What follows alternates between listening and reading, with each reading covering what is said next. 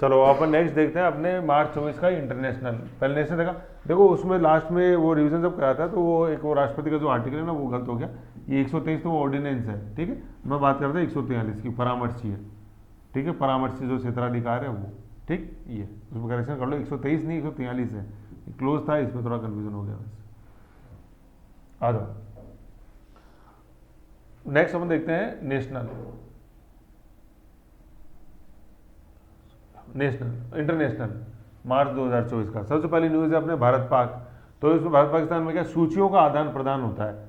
सूचियाँ किसकी, एक तो अपने कैदियों की और दूसरा परमाणु स्थल की, ठीक है। कैदी जैसे कैदी दोनों, कितने भारतीय ऐसे जो पाकिस्तान की जेलों में और कितने पाकिस्तानी ऐसे जो भारतीय की जेलों में, इन दोनों की, ठीक। पहले साल में एक ही बार होती थी, 1988 से एक ही बार होती थी 1 जनवरी को। फिर 2008 से 8-8 आ रहे ना, ये 8-8 और ये 8 2 आ गया। 2008 से साल में 2 बार होने लगी, मतलब 1 जनवरी तो थी 1 जुलाई और होगी। कहने का मतलब हर 6 महीने में होने लगी, तो ऐसे ही है, ठीक है। ये ठीक है, तो इसमें अच्छा क्वेश्चन देखो, यही है साल में कितनी बार होती है, 2 बार होती है। कब से हो रही है दूसरी बार, 2008 से। शुरू कब, 1998 से। ये इससे है क्या, ये क्यों होती क्यों है, तो इसके अंदर एक कॉन्सेप्ट आता है, इसको अपन CBM बोलते हैं। ICBM नहीं, ICBM तो इंटर कॉन्टिनेंटल बैलिस्टिक मिसाइल होगी, वो अग्नि ऑपरेशन दिव्यास्त्र पढ़ा था परसों। ये CBM है, मतलब कॉन्फिडेंस बिल्डिंग मेजर्स, CBM आता है। तो जैसे भी यहाँ पे पता रहे, कोई द्वेष नहीं हो, तो इस सूची से ये पता लगता है कि यहाँ भी कितने, ज़्यादातर मछुआरे होते हैं, क्योंकि मछुआरे तो ठीक है मछली पकड़ते पकड़ते निकल जाते हैं, उनको पता ही नहीं रहता कि वाटर यहाँ इंटरनेशनल वाटर पाकिस्तान खत्म हो गया, भारत का चालू हो गया, यही होते हैं ज़्यादातर। परमाणु स्थलों की यूँ कि यहाँ पे ध्यान रहे कि कोई परमाणु हमला करने की तो होनी ताक में क्या ऐसे, तो ये दोनों की है, ठीक है ना। अब जैसे परमाणु स्थल है, तो मैंने आपको एक बोला था कि आपने एक लिस्ट बनाओ। अब जैसे आप खुद सोचो कि चलो कैदियों की तो मैंने यहाँ पे बता दी कि 231 भारतीय पाकिस्तान की जेलों में बंद हैं और 418 पाकिस्तानी भारतीय जेलों में बंद है, तो ऑलमोस्ट डबल ही है भारत का, तो मतलब इधर ज़्यादा है। तो उन्हें एक्चुअली क्या, गरीबी ज़्यादा है, पता नहीं रहता, GPS वगैरह लगे हुए नहीं नाव पे, फट उधर आ जाते हैं भारत की तरफ। तो ऐसे ही भारत वाले कंपेटिवली ज्ञान रहता है, इंटरनेशनल वाटर का ध्यान रहता है, तो पता रहता है इनको। और ये मछुआरे हैं, 99% मछुआरे इनके अंदर, ठीक है। पानी अपने गुजरात मुंबई कोस्ट पर ही हो, ठीक है। अब देखो परमाणु की जैसे बात है ना, तो आप खुद ही सोचो इस लिस्ट में सर कौन कौन से आते होंगे। तो एक बार आज आप ये होमवर्क करना, अपने जो परमाणु स्थल हैं उनकी आप लिस्ट बनाना, जैसे नरोरा है, रावतबाटा है, काकरापारा है, कलपक्कम है, केगा है, ये सारे, ठीक है ना। तो इनकी लिस्ट बनाओगे तो उस बहाने वो आपको याद भी होगी, मैप पे बनाना, ठीक। तो ये वो लिस्ट की बात है, और CBM के तहत ही आती है कॉन्फिडेंस बिल्डिंग मेजर्स, कि चलो ठीक है द्वेषता तो है ही, वो तो हमें ही पता है द्वेषता है, लेकिन इस द्वेषता को कम करने के लिए क्या क्या प्रयास किए जाते हैं, तो ये वो है। फिर शेख हसीना, तो देखो वैसे तो क्या शेख हसीना का जो एग्जाम की दृष्टि से सबसे इंपॉर्टेंट है वो तो 5 अगस्त 2024 है ना। 15 साल से टेन्योर चल रहा था, 9 से 24 तक था पलटवार आई, वो 5 अगस्त 5 मिनट दिए, चले जाओ भारत, ऐसे देश छोड़ दो, बांग्लादेश कहीं चल जाओ, लेकिन बांग्लादेश छोड़ दो, 5 मिनट का समय दिया, 5 अगस्त को आ गई, वो सारा। लेकिन ये पहले की बात है, तो मैंने बताया था कि वो 5वीं बार PM बनी थी वहाँ, और 4थी बार लगातार थी। तो 4थी बार ये कब बनी थी, ये जनवरी 2024 में बनी थी, ये 4th बार लगातार, ये जनवरी 2024 में, और लगातार चल रही आ रही थी 2009 से 24, 15 साल का टेन्योर था। और ओवरऑल 5वीं बार बनी थी, क्योंकि उससे पहले अपने 1996 से 2001 तक ये बनी थी। 61 बताया था, खालिदा जिया में 16 बताया था, 91 से 96 और फिर 2001 से 6, ठीक है। तो ये 5 ज़्यादा चेहरा देखना हो तो पहले देखो नवंबर वाला वीडियो देख लो, तो पूरा समझ में आ जाएगी कहानी। तो देखो क्या है, ये शेख हसीना 5वीं बार PM बनी जनवरी 2024 में, 5वीं बार, लगातार नहीं लिखा हुआ है, नीचे आगे लिखा हुआ लगातार 4थी बार बनी। तो अभी क्वेश्चन आया ना, तो ध्यान देना अपने को, लगातार 5वीं बार बनी गलत हो गया, लगातार कौन सी बार बनी है, 4थी बार बनी है। तो लगातार मतलब 2009 से कंटिन्यू चली आ रही थी 15 साल। कुल कितनी बार बन गई, 5 बार बन गई। उससे पहले कब बनी थी, इससे पहले 1996 से 2001। और पॉलिटिकल अगर दोनों का देखें, शेख हसीना एंड खालिदा जिया, तो खालिदा जिया ज़्यादा सीनियर है, 1991 में बन गई थी वो, ऐसे। और खालिदा जिया में पढ़ा था अपने, मुस्लिम वर्ल्ड में PM बनने वाली दूसरी महिला थी, क्योंकि मुस्लिम वर्ल्ड में पहले जो थी वो बेंजीर भुट्टो थी 1988। पूरे विश्व में सबसे पहले कौन थी, कुमारिका चंद्रतम, सीमा भंडार नायके अपने श्रीलंका 1960, और भारत में अपने इंदिरा गांधी थी 1966।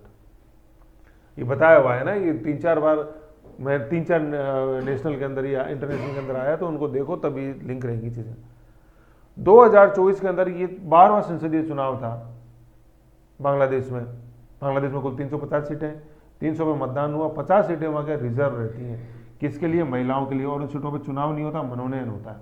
चुनाव 300 पे ही होता है मतदान, ठीक है। लिखा हुआ ये आरक्षित है और कट का कैंसिल लगा रखा है ये। तो अब चूंकि ये देखो काफ़ी सीन में है, मोहम्मद यूनिस जैसे चल ही रहे हैं, अपन देख ही रहे हैं सारे, तो ये चीज़ ध्यान रहनी चाहिए।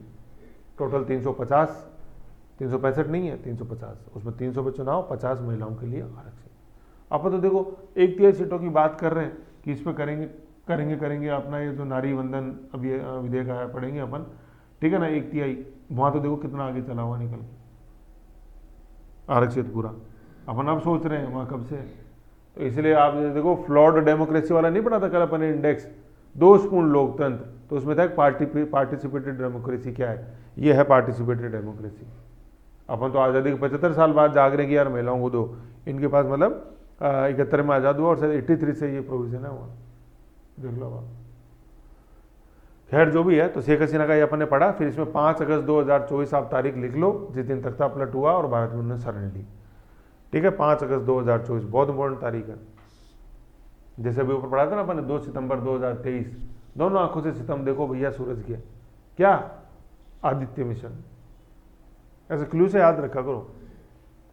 फिर अपन पढ़ते हैं ताइवान के नए राष्ट्रपति ली चिंग की जो एंटी चाइना है भारत यात्रा, मतलब सॉरी चुनाव जीता उन्होंने, और लगातार तीसरी बार जीता है। देखो आप, जैसे लिखा लगातार तीसरी बार, तो इसका मतलब ये है कि जो ताइवान में एंटी चाइना जो एक सेंटिमेंट्स हैं उनको काफ़ी ज़्यादा तवज्जो दी जाती है।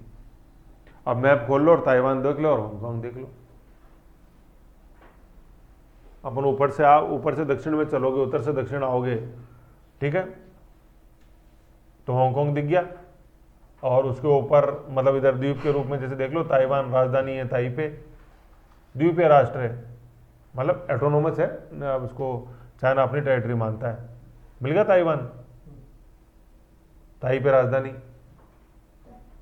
ठीक है, ताइवान ताइपे।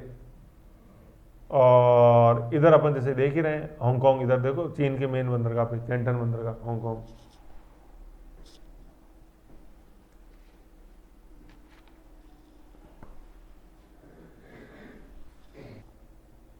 तो अपन से देख रहे ताइवान है ना, ली चिंग एंटी चाइना है ना, ये एंटी चाइना बड़ा इंपॉर्टेंट है, ठीक है, एंटी चाइना। और इस ताइवान की अपन स्थिति देखी बिल्कुल पूरा द्वीप के रूप के अंदर है, ठीक है। जैसे अपन ये मेन चाइना देख लेते तो यहाँ ये ताइवान है, राजधानी ऊपर है ताइपे, ये इधर ये हांगकांग है, हांगकांग में भी एंटी चाइना सेंटिमेंट्स है ऐसे। और जैसे ये ताइवान देखोगे ना, तो ताइवान में ही देखो अपने सुभाष चंद्र बोस है, ठीक है, 18 अगस्त 1945 को इनका निधन हुआ था, ठीक है, निधन हुआ गायब हुआ। जैसे भी वो बताते कि ताइवान के अंदर ये प्लेन क्रैश हुआ था इनका, ठीक है ना, मतलब जब टेक ऑफ कर रहा था ये, तो ये यहीं पे सुभाष चंद्र बोस की डेथ हुई थी। ताइवान ताइपे ताइवान की राजधानी ताइपे, वहाँ पे सुभाष चंद्र बोस। 6 अगस्त हिरोशिमा, 9 अगस्त नागासाकी और 18 अगस्त 1945 की सुभाष चंद्र बोस की डेथ ये। तो ऐसे ही ताइवान ध्यान रखना चाहिए अपन जब बात ही करते हैं तो, ठीक है। ऐसे ही है, लोकेशन देख ही लिया एटलस में, पूरा द्वीपीय है, हिंटरलैंड पे मेन लैंड पे कुछ नहीं है इसका चाइना का, और चाइना इसको अपना हिस्सा मानता है। उस समय जब ये सुभाष चंद्र की डेथ हुई थी ना, तब ये जापान के पास था, जापान की टेरिटरी था ताइवान। नहीं मिला दिनेश, नहीं मिला नहीं, उसमें सुभाष चंद्र बोस लिख लो 18 अगस्त 1945। ऐसे क्या एटलस में लिख लिया करो जो मैं बताऊँ, तो वो फट अपने को कभी भी एटलस खोलोगे ताइवान देखोगे तो रिविजन होएगा, एक पंथ 2 काज ही पढ़े, 2 नहीं है 10 काज होंगे ऐसे। धीरे धीरे आपकी जो ये एटलस है ना, ये रिच होती जाएगी, अमीर होती जाएगी, नहीं तो ऐसे फुकरी रहेगी। आ जाओ, अपने हाथ में अमीर या फुकरा करना। तो चलो आ जाओ, ब्रिक्स देखा अपने, ब्रिक्स कागज की ब्रिक नवंबर दिसंबर के अंदर कजान के अंदर हुआ सम्मेलन, ठीक है। इसमें क्या अर्जेंटीना ने रिजेक्ट कर दिया इन्विटेशन ज्वाइन करने को, तो ये वही ब्रिक्स आप याद करो, अमीर हो गया हैरान, और फिर मिस पिया को फ़ोन किया, भारत पाकिस्तान 2017, ठीक है, BRICS Brazil Russia India China, मिस हैरान, ईंट खत्म हो गई, ऐसे वही चीज़ें सारी।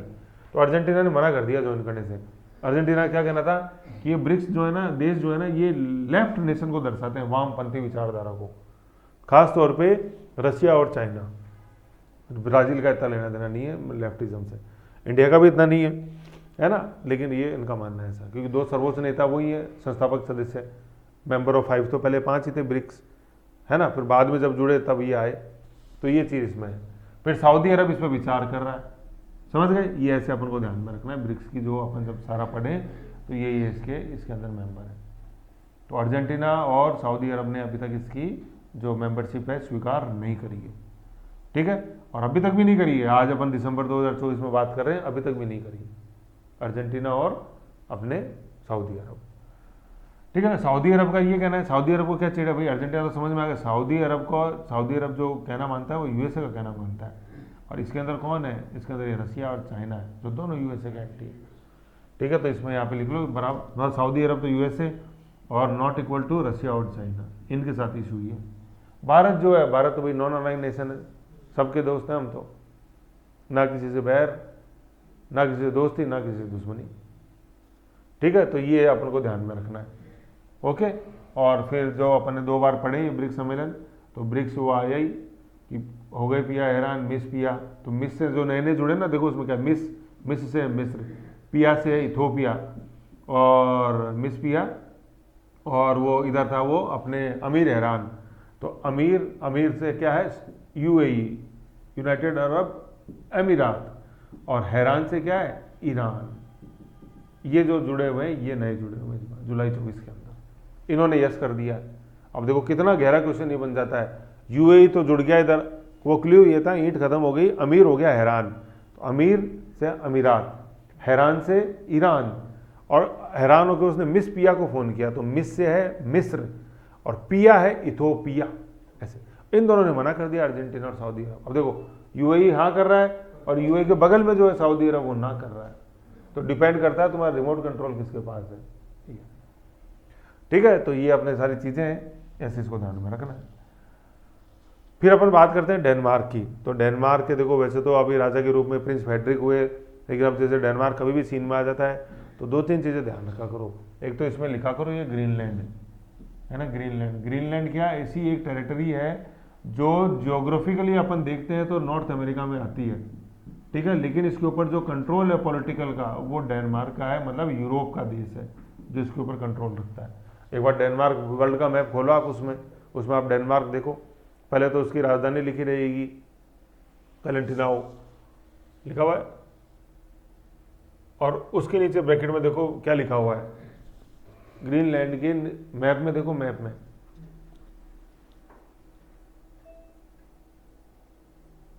कलांती तो राजधानी आ गई, मतलब उस आइलैंड के रूप में, देश नहीं अलग से ही।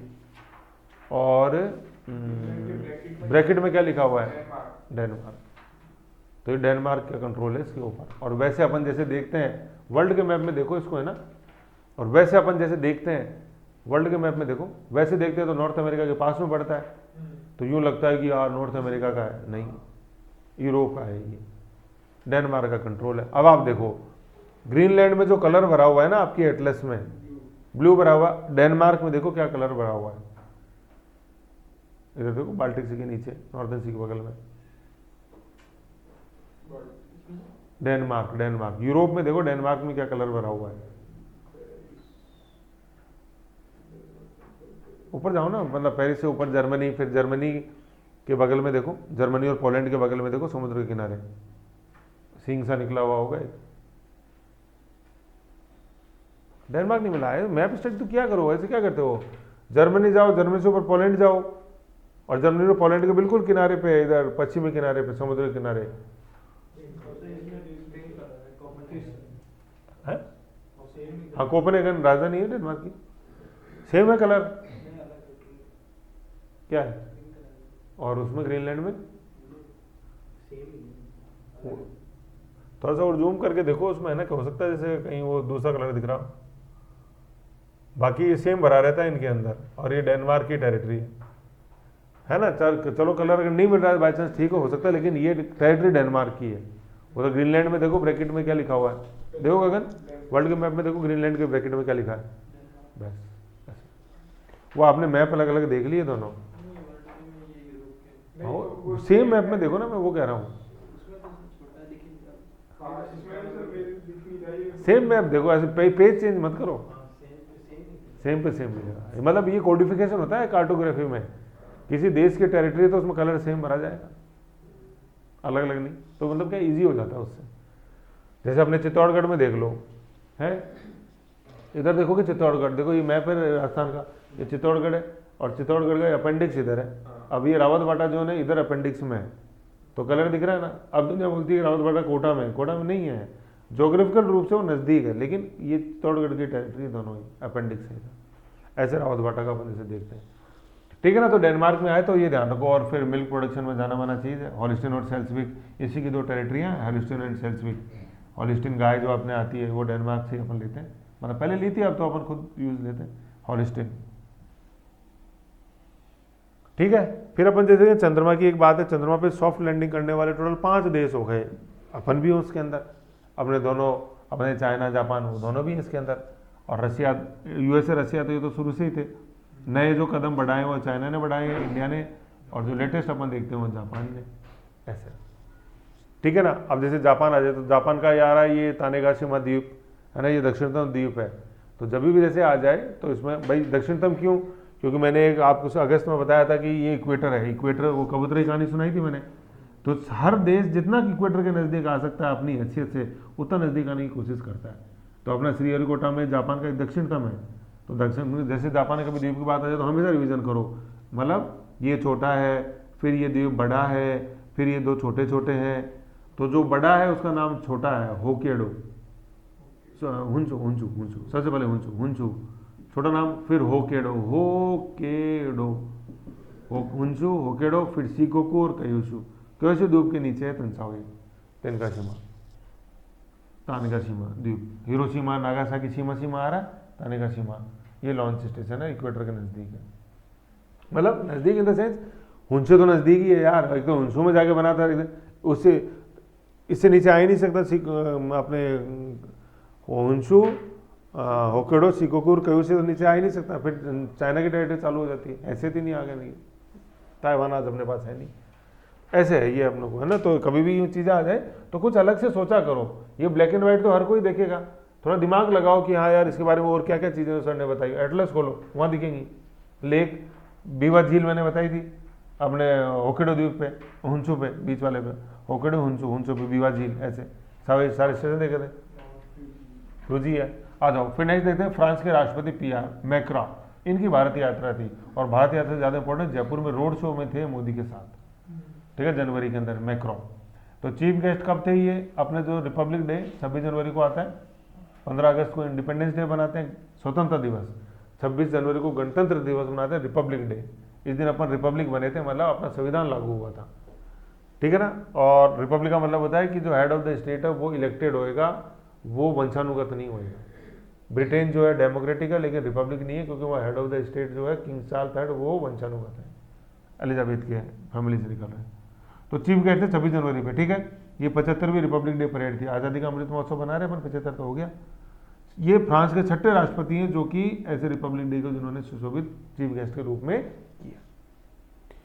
बास्तिल दिवस, ठीक है ना। ये बास्तिल क्या, बास्तिल फ्रांस के अंदर एक जेल थी, उस जेल की, जैसे अपने सेलुलर जेल है अंडमान निकोबार, तो बास्तिल जेल के अंदर वहाँ जो फ्रांस की क्रांति के जो क्रांतिकारी थे उनको कैद करके रखा गया था।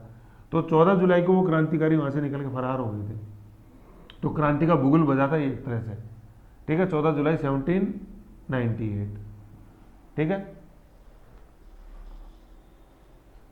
1798 है ना, ये 1789 है ना, 1798 नहीं है, 1789, 789, मुझे कैसे याद था, ये फ्लो में है तारीखें, ये 789 1789 है ना, ऐसे। लेकिन 14 जुलाई बहुत, जो अपने इंडिया की हिस्ट्री में जो तारीख अपन 15 अगस्त करते हैं, ये वो फ्रांस की 15 अगस्त है, ये देख लो आप। तो एक कम कर दो ना, 15 से कम किया 14 हो गया, अगस्त को एक कम कर दो, जुलाई का खत्म, आ गए फ्रांस इंडिया। और 789 फ्रांस की जो क्रांति हुई ना, ये है 1789, और ये 798 क्या आएगा, है ना, ये भी बहुत इंपॉर्टेंट तारीख है। अपन जब ये पढ़ेंगे ना जनवरी 2025, उसमें आएगा 1798, ठीक है, वो ये आएगा, देखो बताऊँ अपने, है ना। तो 1790, और जिस संदर्भ में आएगा मैं और बता दूँ, जैसे अमेरिकन कॉन्स्टिट्यूशन में पढ़ते हैं वो भी 1789 ही आता है, फ्रेंच रिवॉल्यूशन का रिलेशन है अमेरिकन रिवॉल्यूशन से, ठीक है, चलो ये है। तो अपन तो देख लो बास्तिल दुर्ग का पतन, और ये 14 जुलाई 1789 से ही फ्रांस की क्रांति की शुरुआत मानते हैं। लिबर्टी, इक्वलिटी, फ्रेटर्निटी नारे थे इसके फ्रांसीसी क्रांति के। ठीक है, 14 जुलाई 1789 से ही फ्रांस की क्रांति का बिगुल बसता है। तो फ्रांस की क्रांति का वही योगदान है फ्रांस के इतिहास में जो 1857 की क्रांति का रोल है अपने भारतीय इतिहास में। ठीक है, ये चीज़। अब देखो ये 1789 आ रहा है, अभी तो अपने 1764 में तो बक्सर लड़ी गई थी, उसके थोड़े साल देखो कब तो वहाँ अपने बक्सर लड़ी जा रही है और वहाँ आज़ादी का बिगुल बज रहा है लुई के अगेंस्ट में। लुई वहाँ पे वंशानुगत राजा थे, लुई 14, 15, 16 ऐसे। तो देख लो जब वहाँ संविधान लिखा जा रहा था 1789 के अंदर, अमेरिका में संविधान लिखा गया, फिर बाद में अपने तो भी बक्सर हुई है, पूरा मॉडर्न इंडिया तो भी पड़ा है, सारे सब आएंगे करेंगे। फिर आज़ादी का स्वतंत्रता संग्राम पड़ा है, वहाँ स्वतंत्रता दिवस लिखा गया, स्वतंत्रता दिवस मना रहे हैं। तो वो देख लो आज, लेकिन आज भारत के साथ कंधे से कंधा मिला के खड़ा है भारत उनके साथ, कोई पीछे नहीं है। आओ हमारे देश को सुशोभित करो, और छठे हो तुम, पहले भी नहीं हो। देख लो हमसे कितने आगे हो, लेकिन भारत ने कितनी स्पीड बना के 75 साल में उस 200 साल के गैप को पूरा कर दिया। ये जीत है अपनी। खैर आ जाओ, 8th है अपने पासपोर्ट रैंकिंग। पासपोर्ट रैंकिंग, ये पासपोर्ट रैंकिंग ये है, पहले तो ये हेलनी इंस्टीट्यूट है यूके का, वो जारी करता है हेलनी। ये हेलेनिक मत कर देना, हेलेनिक तो ग्रीस है, हेलेनिक सभ्यता खगोल शास्त्र में ऋणी है भारत हमेशा लिखा। ये हेलनी है, इंस्टीट्यूशन है यूके का। इसमें टॉप 6 देश हैं कौन? सबसे पहले जापान, सिंगापुर, फिर ये अपन ने एक साथ लिखे हुए हैं क्योंकि यूरोप के हैं, जर्मनी, फ्रांस, स्पेन और इटली। ठीक है, 2 अलग है, जापान और सिंगापुर उधर पैसिफिक में, फिर जर्मनी, फ्रांस, स्पेन और इटली। ये बिल्कुल फ्लो में आते हैं, ऊपर जर्मनी मतलब Poland, then Germany, then France, then Spain, then पुर्तगाल। ठीक है, जर्मनी, फ्रांस, स्पेन और इटली। इसमें क्या लिखा हुआ है? 194 देश बिना वीजा के प्रवेश कर सकते हो आप इनमें। मतलब अगर इन देशों का पासपोर्ट आपके पास है, किन? इन 6 देशों का। कौन? जापान, सिंगापुर और ब्रिटेन, सॉरी अपने जर्मनी, फ्रांस, स्पेन और इटली। इन 6 देशों का पासपोर्ट आपके पास है तो आपको जिस किसी भी देश में जाओगे तो वहाँ वीज़ा लेने की ज़रूरत ही नहीं है। अब आपने क्या देखा सर, यहाँ 2 चीज़ आ गई, एक तो ये ऊपर पासपोर्ट आ गया और एक नीचे ये वीज़ा आ गया, तो दोनों चीज़ें अलग अलग हो गई ना, है तो बिल्कुल ये अलग अलग है ही, और क्या। अब इन दोनों में क्या फ़र्क होता है? देखो 2 चीज़ें आई ना, एक पासपोर्ट हो गया, एक वीज़ा हो गया, ये वीज़ा। तो ये क्या होते हैं दोनों अलग? देखो पासपोर्ट क्या होता है, ये देश को छोड़ने की अनुमति होती है कि आप देश छोड़ के जा सकते हो। जैसे पुलिस ने आपको अरेस्ट कर लिया और ये डर है कि आप देश छोड़ के भागोगे, तो सबसे पहले आपका पासपोर्ट लिया जाता है। ठीक है, तो ये देश छोड़ने की अनुमति होती है कि हाँ आप पे कोई क्रिमिनल चार्ज नहीं है, ठीक है, आप जा सकते हो देश के बाहर कभी भी आपको ज़रूरत पड़े तो। और ये वीज़ा जो होती है ना, ये देश के अंदर आने की अनुमति होती है। ये तो है जाने की पासपोर्ट, ये आने की, कि हाँ तुम हमारे देश में आ सकते हो, आने की अनुमति। ठीक है, ये चीज़ है। तो जैसे आप एयरपोर्ट पे जाओगे, ठीक है, जयपुर इंटरनेशनल एयरपोर्ट पे गए तो सबसे पहले तो आपका पासपोर्ट देखेंगे। क्यों? क्योंकि आप देश छोड़ के जा रहे हो, तो कहीं भगोड़े के रूप में तो नहीं जा रहे हो, समझ रहे हो, तो वो चेक कर लेते हैं। उनको वीज़ा से इतना लेना देना नहीं है। ठीक है, वो मेन चेक करेगा आपका पासपोर्ट, आप चले जाओ। ठीक है, अब आप जैसे यहाँ से चले गए लंदन, अब लंदन एयरपोर्ट में जैसे आप चेकआउट करोगे तो सबसे पहले वो आपका देखेगा वीज़ा, कि आप ये बताओ कि आपके पास लंदन में आने की अनुमति है। भाई पासपोर्ट की उसको ज़रूरत नहीं है, पासपोर्ट तो आप प्लेन में बैठ गया, जिस देश से आए उसकी रिस्क है, उसने भेजा आपको। हम हमारे देश के रिस्क का मतलब है लंदन से, तो आप वीज़ा दिखाओ कि क्या आपके पास वीज़ा है क्या। तो ये क्या होता है, जैसे पासपोर्ट होता है, ये डायरी होती है, जैसे अपनी डायरी होती है नॉर्मल, छोटी डायरी होती है, उसके अंदर पेजेस होते हैं। ठीक है, तो करीबन ऑन एन एवरेज 25 से 28 पेज उसके अंदर होते हैं। तो उस हर पेज के ऊपर सील लगती है, राशन कार्ड की तरह होता है पासपोर्ट। तो जैसे आपको लंदन जाना है तो पहले लंदन एम्बेसी में आप जाओगे दिल्ली के अंदर, और वहाँ वीज़ा की सील लगा के लाओगे। उस वीज़ा के अंदर लिखा रहता है कि yes you are allowed to enter London, इतने इतने दिन के लिए, ये पर्पज़ है, और आपके साथ साथ मेरी लाइबिलिटी ये है, और मैं इतने दिन लंदन के अंदर रहूँगा। ये जब वीज़ा जारी होता है तो उसमें साफ लिखा रहता है। ठीक है, तो वो इमिग्रेशन पे वहाँ चेक करते हैं लंदन में, हाँ अनुमति आप लेके आए हो, अब जाओ। ठीक है, तो अब देखो ये क्या है, पासपोर्ट आपके पास है, यहाँ लिखा हुआ है 194 देशों में बिना वीज़ा प्रवेश। तो वीज़ा चाहिए किसके लिए होता है? ये आने की अनुमति होती है। वहाँ देखते हैं पासपोर्ट में सील लगती है, ऊपर से देखेंगे तो पासपोर्ट है, पहला पन्ना आपकी आइडेंटिटी है, फिर अंदर सारे पेजेस में वीज़ा है। समय समय पर आपको जरूरत पड़े तो आप वीज़ा परमिशन अपन लेते रहते हैं। ठीक है, ये चीज़ इसके अंदर है सारी। ठीक है, बिना वीज़ा प्रवेश। अब आप समझ गए, अगर Japan, Singapore, Germany, France, Spain, Italy का पासपोर्ट आपके पास है तो किसी भी देश के अंदर आपको वीज़ा लेने की ज़रूरत नहीं है। पासपोर्ट में सील ही नहीं लगवानी, आप सीधा आओ इंडिया, जब बाहर जब एयरपोर्ट से निकल लोगे उस समय आपका वो चेक कर लेंगे पासपोर्ट ठीक है, आपको वीज़ा की ज़रूरत ही नहीं है इंडिया की। 194 देश, यूएनओ में तो 193 ही है ऐसे। तो देखो ये इसलिए ये सबसे पावरफुल पासपोर्ट्स हैं पूरे वर्ल्ड में। अब सर बात आती है इंडिया की, तो इंडिया में देख लो इंडियन पासपोर्ट अगर आपके पास है तो 62 देशों में बिना वीज़ा के आप प्रवेश कर सकते हो। और ऐसे करके अपन रैंकिंग में आते हैं 84वीं रैंकिंग पे, टोटल 199। तो सबसे मजबूत पासपोर्ट किनका हुआ? ये। क्यों मजबूत है? क्योंकि वीज़ा की ज़रूरत नहीं है सर अगर ये आपके पास है तो। और भारतीय पासपोर्ट 50-50 है 62 देशों के अंदर, मतलब इससे थोड़ी चिंताजनक ही कंपेटिवली, ठीक है ना। अब ये कैसे, ये सर इनको क्यों और अपने को क्यों नहीं? क्योंकि यहाँ जब पासपोर्ट जारी किया गया तो पूरी सावधानी से किया गया, फर्जीपन की कुछ नहीं, ठीक है। और इनके जैसे अपन अगर सिटीजन्स का एक बैकग्राउंड भी देखें तो ऐसे बहुत कम होते हैं जो चोर भगोड़ों के रूप में जैसे देश से निकलने की कोशिश करते हैं। तो पूरी दुनिया को इन देशों की सरकार पे और इनके नागरिकों पे कॉन्फिडेंस है कि अपने देश से धोखा करके ये नहीं भागते हैं। अभी वही भारत देख लो, पासपोर्ट नकली होने का भी डर है और वो नागरिक भी डर है, कहीं वो क्रिमिनल तो नहीं भाग रहा है कोई वहाँ इंडिया से, फटाफट पता चला कहीं विस्फोट करके आया, फटाफट प्लेन पकड़े इंटरनेशनल कनाडा में पहुँच जाए, अपन न्यूजीलैंड पहुँच जाए, है पड़े ही अपन ने मेल चौक से लंदन पहुँच जाए ऐसे यूँ, और आपने विजय माल्या लंदन पहुँच जाए ऐसे, इसलिए है ये, ठीक है। और जैसे ये वीज़ा से देखते ना, एक कॉन्सेप्ट और आता है जैसे आप उसको करंट में कई बार पढ़ते हो, उसको अपन बोलते हैं स्टेपल्ड वीज़ा, ठीक है। स्टेपल्ड वीज़ा, तो वीज़ा तो वैसे तो क्या आपको एम्बेसी में जाना पड़ेगा और सील लगवानी पड़ेगी पासपोर्ट में, वो होता है। एक स्टेपल्ड वीज़ा होता है, ये क्या होता है, जैसे स्टेपलर आप जानते हो, स्टेपलर अपन कोई पिन कर देते हैं खचाक, वो स्टेपल्ड है। तो इसमें क्या होता है, जैसे फॉर एग्जाम्पल जैसे मान लो आपको चीन में जैसे आपको जाना है, चीन की सरकार की तरफ से आपको इन्विटेशन आया कि ऐसे ऐसे हम समिट आयोजित कर रहे हैं और आप आमंत्रित हो। तो अब आपको लगा यार इन्विटेशन आया तो अब साला मेरे को वीज़ा लेना पड़ेगा, जाना पड़ेगा चीन एम्बेसी में और वहाँ से वीज़ा लेकर आना पड़ेगा। नहीं नहीं नहीं नहीं, ये जो कार्ड मैंने आपको भेजा है ना, इस कार्ड के अंदर ही स्टेपलर हो रखा आपका वीज़ा, आपको जाने की जरूरत नहीं है, ये लो वीज़ा साथ ही, तो उसको बोलते हैं स्टेपल्ड वीज़ा।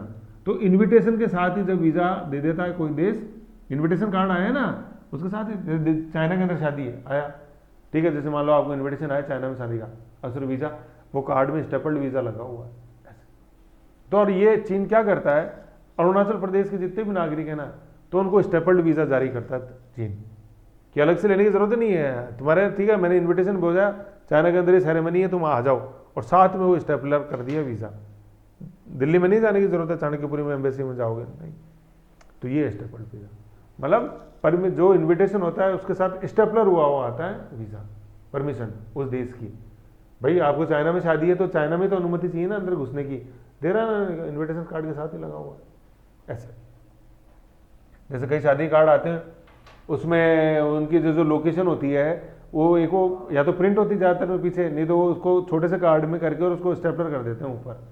तो लोकेशन गूगल में ढूंढने की जरूरत नहीं है यार, मैंने बता दी लोकेशन, आना जरूर, अकेले मत आना। चलो ठीक है, तो ये पासपोर्ट रैंकिंग थी। ऐसे अपने ये इंटरनेशनल मार्च खत्म हुआ, एक बार रिवीजन कर लें छोटा सा। Bharat Pakistan confidence building measures में 2 सूचियां कैदियों की और परमाणु की आदान प्रदान होती, पहले एक बार होती थी 88 से, फिर 2008 से साल में 2 बार होने लगी, ठीक है। परमाणु की आप लिस्ट बनाओगे, ठीक है, सूची में कौन कौन जाता है, किस किस के नाम है वो आप बनाना। शेख हसीना पूरा अपने देखा ही, टर्मोइल 5 अगस्त 2024, यहाँ जो न्यूज़ में कि वो 7 जनवरी 2024 को 5वीं बार बांग्लादेश की प्रधानमंत्री चुनी गई थी। 5वीं बार तो ओवरऑल और चौथी बार लगातार क्योंकि 2009 से उनका टेन्योर चला आ रहा था, 15 साल से लगातार चौथी बार, ओवरऑल 5वीं बार। बहुत इंपॉर्टेंट कॉन्सेप्ट। टोटल सीट 350 है, 300 इलेक्शन, 500 मनोनीत फीमेल्स के लिए। ताइवान राष्ट्रपति बने हाल ही में, लेकिन इंपॉर्टेंट बात है एंटी चाइना है, और यहीं पर अपन सुभाष चंद्र बोस देखा 18 अगस्त 1945, लगातार तीसरी बार जीते तो देखो, और ताइवान एंटी चाइना मायने रखता है। ब्रिक्स जिन्होंने मना कर दिया वो अर्जेंटीना और सऊदी अरब है ना, यूँ है ना, सऊदी अरब। अब देखो ये क्या है, देखो अपने इसको क्या लिखना है, देखो ये है ना, ये साहब नहीं आए, साहब को बुलाया गया था, साहब आए नहीं, तो साहब नहीं आए तो देखो ये तो ये सऊदी अरब है, ऐसे भी सऊदी अरब, और ये जो बीच में अर्जेंटीना है, नहीं अर्जेंटीना ये, तो साहब नहीं आए, बुलाया था ना साहब आ जाओ, तो साहब आए नहीं, साहब सऊदी अरब और ऐसे अर्जेंटीना, ऐसे याद रहेगा। और वो क्या, अमीर हैरान और मिस पिया। अमीर यूएई, हैरान ईरान, मिस मिस्र और पिया इथोपिया। और साहब नहीं आए, सऊदी अरब और अर्जेंटीना। डेनमार्क अपने देखा, ग्रीनलैंड बताया अलग से, चंद्रमा पे सॉफ्ट लैंडिंग करने वाले सबसे लेटेस्ट जापान है, उससे पहले अपन ने इंडिया, चाइना और फिर यूएसए, रशिया तो वहीं। यूएसए का अपन जैसे देख रहे हैं, कल परसों मैंने बताया था 1972 अपोलो 17 मिशन, उसके 50 साल बाद वो प्राइवेट जा रहा है अपने इंटू मशीन्स, ठीक है ना। यूएसए में लिख लो यहाँ पे अपोलो 17 1972, और 1972 में ही वो रसूल खेमा यूएई की जो लेटेस्ट अमीरात है वो बनी थी, ऊपर चोटी पे जो है हार्मुज जल संधि के पास। फ्रांस के राष्ट्रपति मैक्रा भारत की यात्रा पे, और जयपुर में रोड शो मोदी के साथ, बहुत इंपॉर्टेंट हो जाएगा, कुछ नहीं, ठीक है। और 26 जनवरी पे अपन ने आमंत्रित किया, आओ साहब देखो हमारा देश। छठे हैं फ्रांस के राष्ट्रपति। और बास्तिल दुर्ग का पतन 14 जुलाई 1789, मतलब 1789, काट के सही कर लेना इसको, है ना। और फिर अपने पढ़ा पासपोर्ट रैंकिंग में पूरे विश्व में टॉप मोस्ट जो है वो टोटल 6 हैं अपने, कौन, जापान और सिंगापुर इधर हो गए, Germany, France, Spain and then Italy. Bharat अपने 62वें नंबर पे। भारत मतलब 62 देशों में जा सकते हैं अपन बिना वीज़ा के, 84वीं रैंकिंग अपनी है। तो 62 से यूँ याद रखो, 1962 चीन के साथ युद्ध हुआ, ठीक है, 1984 इंदिरा गांधी हत्या आई, ठीक है, ऐसे ही है। तो ये इंटरनेशनल था अपने मार्च का। नेक्स्ट अपन देख लेते हैं आर्थिक मार्च का।